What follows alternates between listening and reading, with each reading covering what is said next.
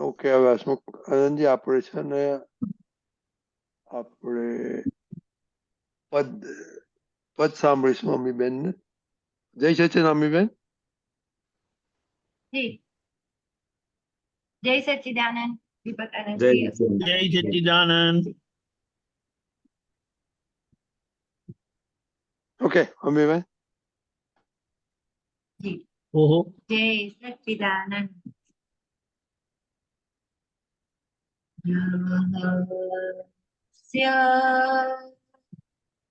ભરેલી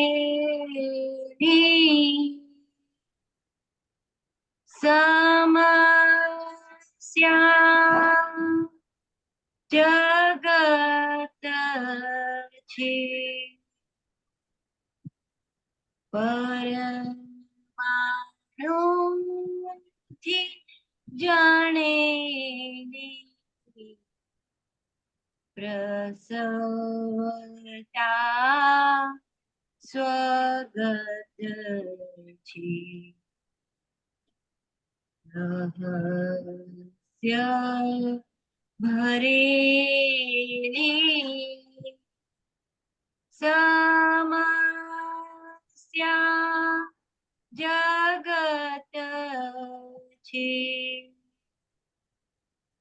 પરમાણુથી જાણેલી પ્રસવતા સ્વગત છે જગત ન્યાય સ્વરૂપ નથી વ્યવહારે મૂર્ત છે કોઈને કોઈની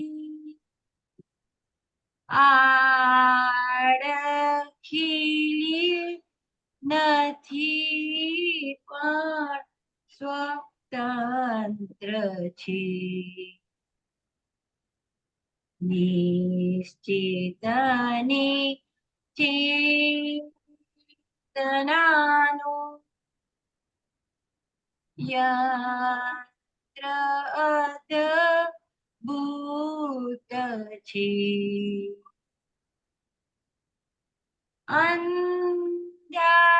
અંધારાની ભૂતના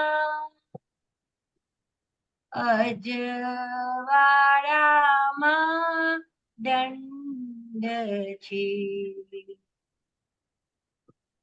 દંડને વિના બંને ભોગવટે ઘંટ છે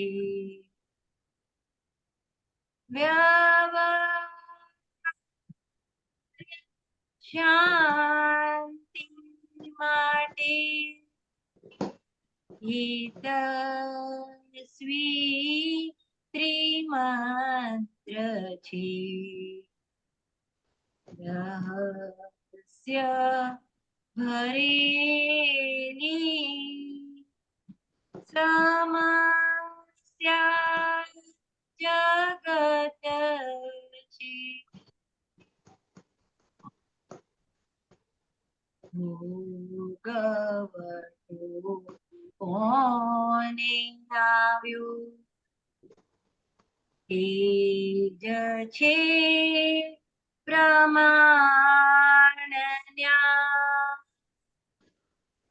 દ્રવ્ય ક્ષેત્ર કાળ ભાવે પરમાણુના મિલન થાય ઊંચ કર્મે દુઃખ ને લાવે પુણ્યોદયે સુખ વેદા વ્યવહાર સિદ્ધ સત્તા ખાતે હિસાબી વિપાકી જાતે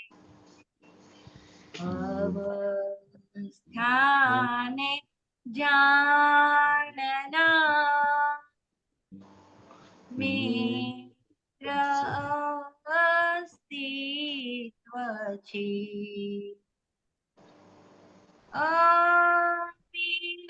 અવિનાશી મુક્તાત્મા એ જ મૂળ સત્વ છે રહસ્ય ભરેલી સમસ્યા જગત છે સ્થૂળ સૂક્ષ્મ યંત્રકારી રમત કુદરતની જો નિશ્ચિતની ચેતનાની મીનાકારી ગમતી ગો અતિક્રમની સામે સત્તા તું તે પ્રતિક્રમ કીધો દેહ જાગો છે ત્યાં રમણ આત્મલક્ષી હો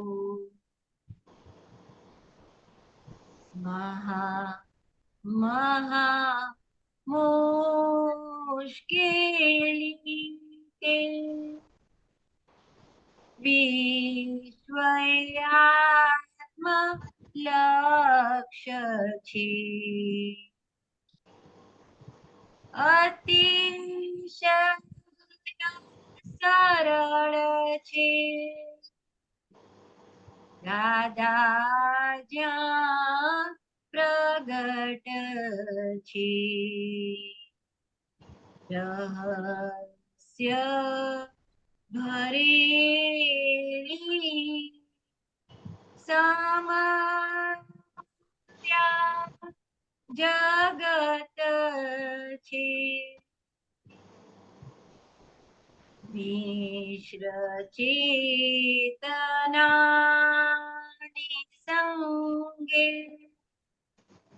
વેરની રૂકાવટાથી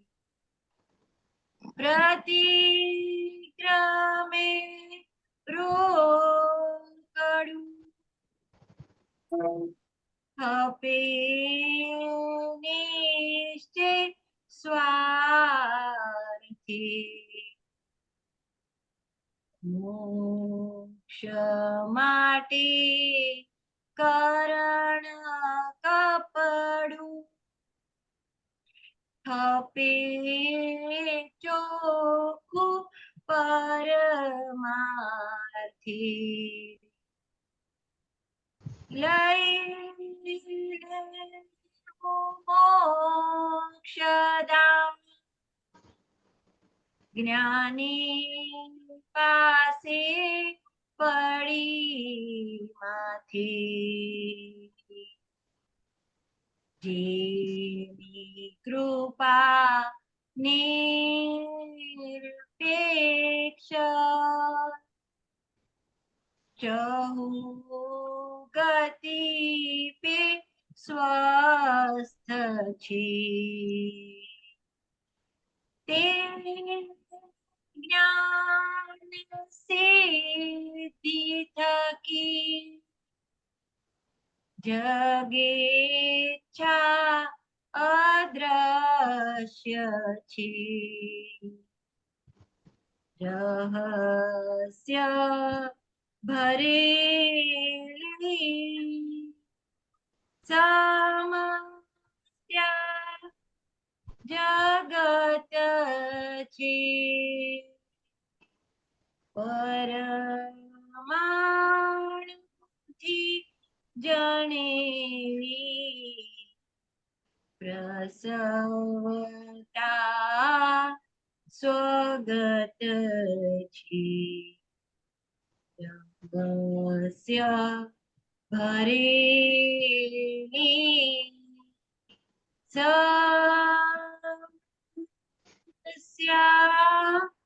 જગત છે. જય સચ્ચિદાનંદ. હા સાહેબ બહુ જય સરસ સચ્ચિદાનંદ. પદ કાઢ્યું. કેમ આજે તમને આ મળ્યું? અત્યારે એવા બધા વ્યવહારો આવી રહ્યા છે કે એટલા બધા સમસ્યા અને એમાં હું પદ ગોતતી હતી ને તો આ સાંભળ્યું તો એકદમ બધું બહુ સમાધાન થયું અને કવિરાજે આપી દીધું કે કેવી બધી રહસ્ય છે અને સમસ્યામાંથી કેવી રીતે બધું નીકળવાનું છે. તો આ પદ મને મારું ફેવરેટ જ હતું પહેલેથી, પણ રાગ નહોતું બેસતું મારાથી એટલે કોઈ દિવસ ગાતી નહોતી. બહુ સ્લો રાગ છે અને બહુ ડિફિકલ્ટ પણ છે મારી માટે. પણ આ અત્યારે વ્યવહારો એટલા બધા પઝલ વાળા આવી રહ્યા છે તો એટલે આ પદ ગાવાનું ઈચ્છા થઈ. ઓકે, આમ કઈ જાણવું છે તમારે? હા બસ હસમુખાનંદજી આ પદમાં થોડું પ્રકાશ પાડો. બાકી તો કવિરાજ બધું એમાં કીધું છે, પણ આ જે એક લાઈન છે ને આ મને બહુ ગમે છે. આ પદની નિશ્ચેતની ચેતનાનું યંત્ર અદ્ભુત છે, અંધારાની ભૂલના અજવાળામાં દંડ છે. આ બહુ આમ સાંભળીને પણ ગુજરાત લાગવા લાગી. પ્રકાશ પાડો.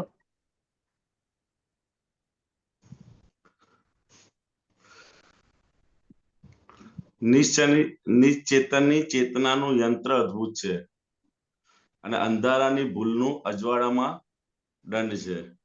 સમજાય ને? નિશ્ચેતન ચેતન એટલે આપણા જે શરીર છે એ નિશ્ચેતન ચેતન છે.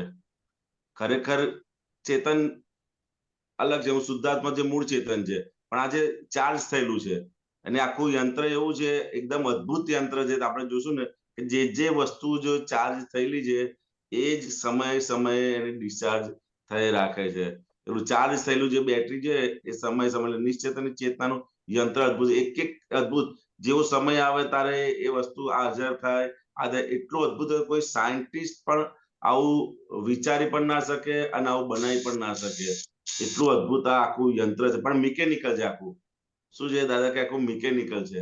અંદર ખરેખર ચેતન નથી, પરંતુ એની હાજરીથી આખું આ ચાલી રહ્યું છે એવું છે. એટલે કે નિશ્ચેતન ચેતનાનું યંત્ર અદ્ભુત છે એવું છે.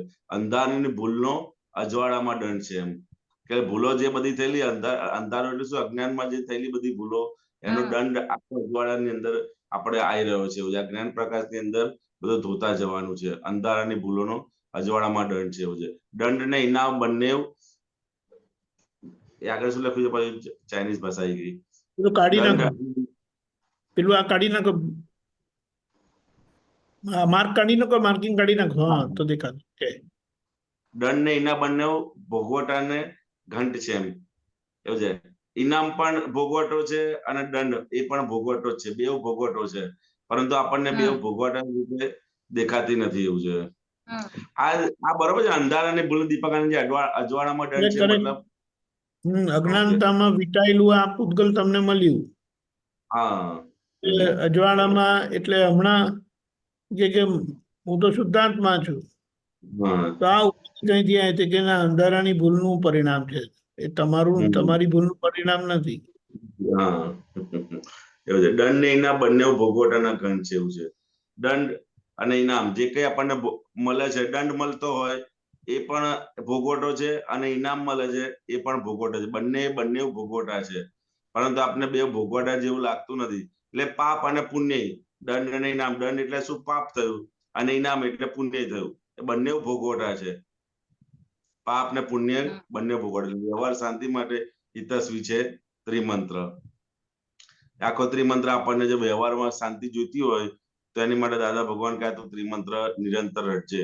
પરંતુ આ એક જ તમે જે 2 લાઈન કીધું ને કે નિશ્ચલ ચેતનાનું યંત્ર અદ્ભુત અંધારાની ભૂલનું અજવાળાનું દંડ છે, એની અંદર જ આખું બધું સાયન્સ આવી જાય છે કે ગયા અવતારમાં અજ્ઞાન કરીને જે પણ માલ બધો ભર્યો છે એ જ્ઞાનીને પૂછ્યા વગરનો બધો ભરેલો માલ છે એ અત્યારે જ્ઞાને કરીને આપણે જોઈને બધો નિકાલ કરવાનો છે. બરોબર? એ અંદર ખાલી જોવાનું જ છે કે આ કેવો માલ ભરેલો છે. અને એ માલ આપણને દેખાય ક્યારે? તો કે એવા સંજોગો સામે આવે ત્યારે દેખાય. આમ તો બધું ડાયા ડમરા જ લાગતા હોય, પરંતુ એવો કઈ સંજોગ આવી જાય ત્યારે માલ ફૂટે, ત્યારે આપણે જોને કહો આવો પણ માલ ભરેલો હતો. સમજાય ને? અને એ જે માલ ભરેલો છે એ મારો માલ નથી. એ અંદર ખાસ અજવાળાની અંદર આપણે જોઈ લેવાનું છે કે આ માલ ભરેલો છે મારો નથી, આ હસમુખની અંદર ભરેલો હતો તે આજે ખાલી થઈ રહ્યો છે. બરોબર ને? અને એ બી ક્યારે ભરેલો હતો? કે અંધારામાં ભરેલો, અજ્ઞાનતા કરીને ભરેલો હતો. કારણ કે એ સમય જ્ઞાની પુરુષ કે એવું કોઈ આપણને મળ્યું નતું કે જેથી કરીને આપણે સવડો માલ, અને આપણે આપણી સમજણ પ્રમાણે ભરેલો, તો કે એવો માલ ગમે ત્યારે કઈ પણ સંજોગોની અંદર નીકળશે. કારણ કે આ જ્ઞાન કૃપાથી આપણને પ્રાપ્ત થયું છે એટલે ગમે તે સંજોગે ગમે તેવો માલ નીકળે, પરંતુ એ માલ મારો નથી. એ અંદર આપણે જાગૃતિની અંદર આપણે રહેવું જોઈએ. જો મારો કહી દીધો તે આપણને વળશે. ભલે સારો માલ હોય તો પણ એ મારો નથી, અને ખરાબ નીકળે છે તો પણ એ મારો નથી. બરોબર ને? કારણ કે સારો નીકળે ત્યારે આપણને અંદર ટેસ્ટ આવે, અંદર બધું સારું થતું હોય, નિયમિત વિધિ થતી હોય, બધું આ થતું હોય, ત્યારે અંદર બધું થાય કે ના, પરંતુ એ જે કરી રહ્યો છે એ ભાગ હું નથી. એ અંદર આપણે સમજણમાં સતત અંદર ગોઠવતા રહેવાનું, એ જાગૃતિ આપણે અંદર સતત ગોઠવતા રહેવાનું.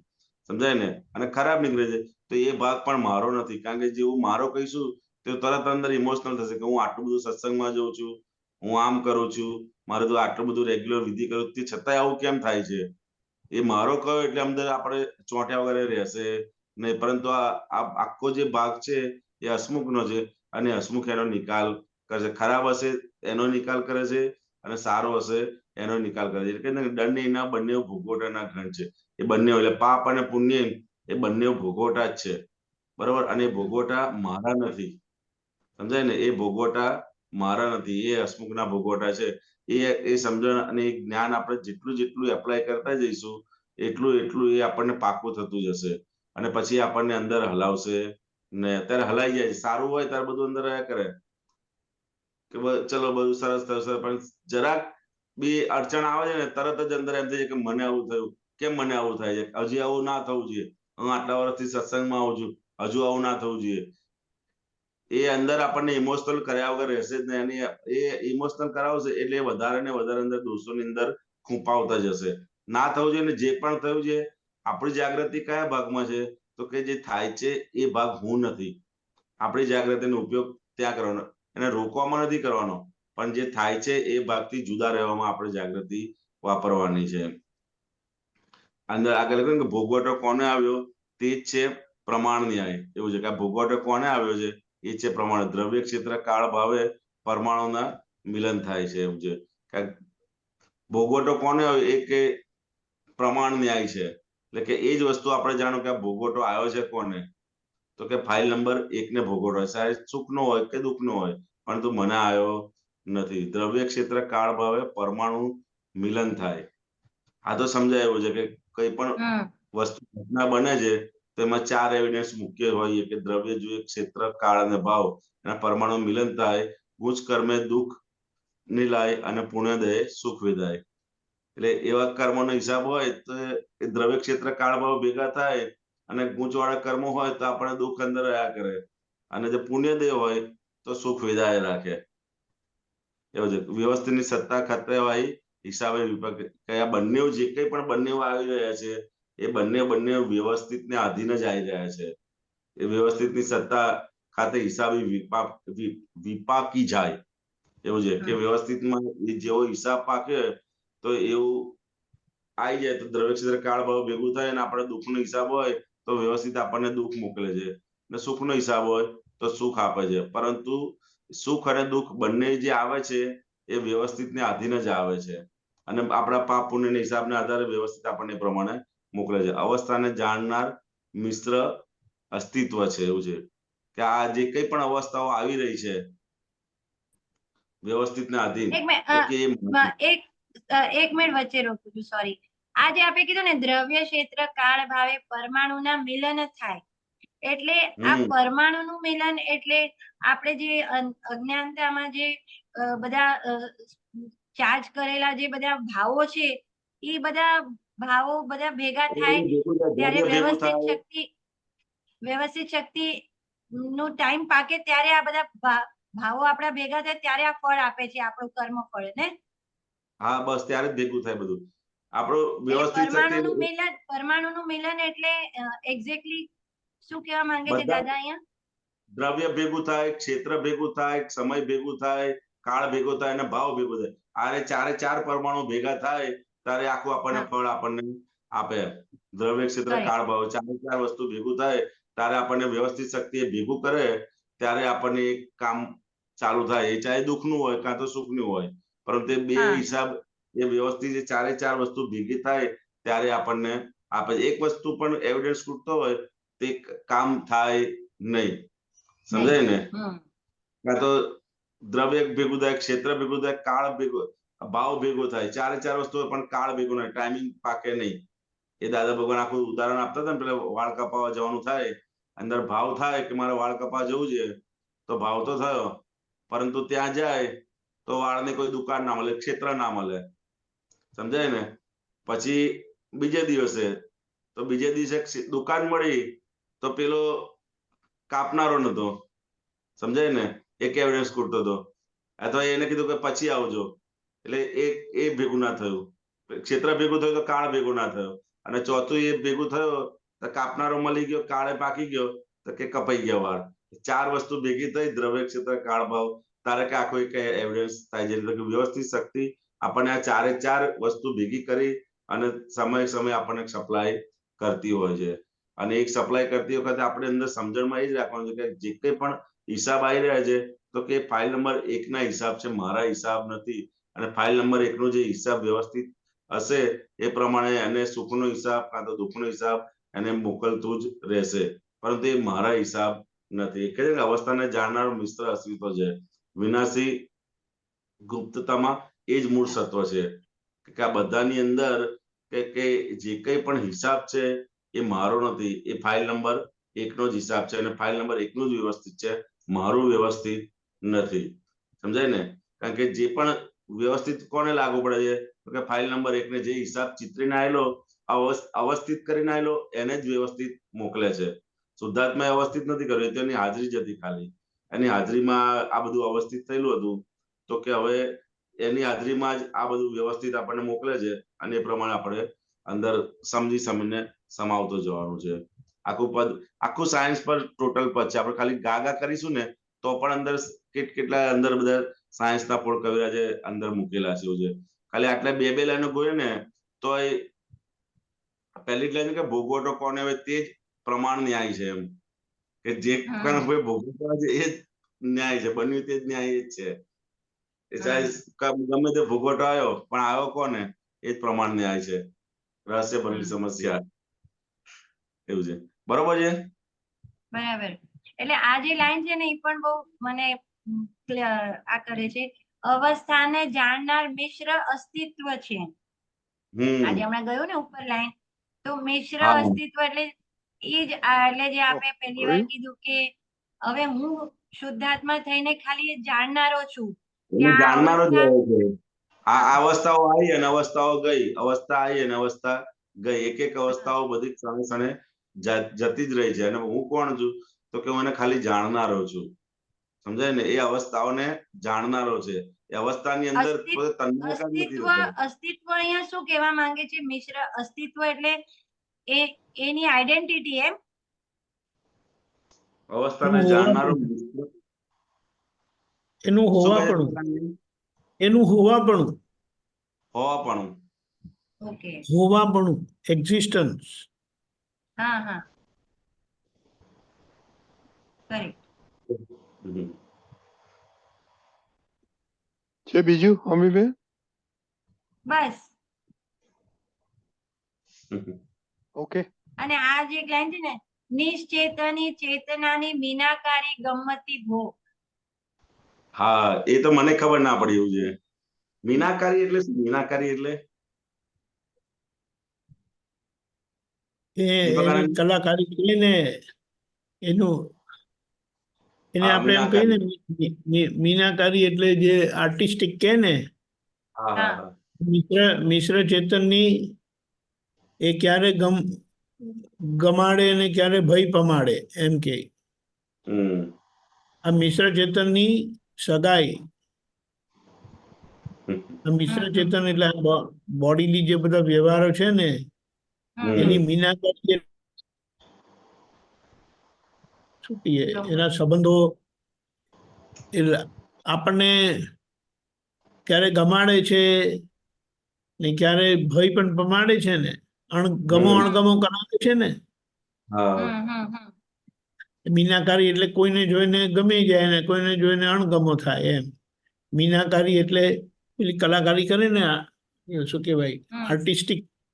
આર્ટિસ્ટિક. મિશ્ર ચેતન એટલે આ શરીર એવું છે બધાનું. ક્યારે ગમાડે ક્યારે ના ગમાડે ભય પમાડે. એટલે જે આ ગમતું ના ગમતું થાય પણ બધા અતિક્રમણ થાય તો પ્રતિક્રમણ કરજો. કારણ કે દેહ દગો છે, આત્મલક્ષી રહેજો. બહુ સરસ પદ.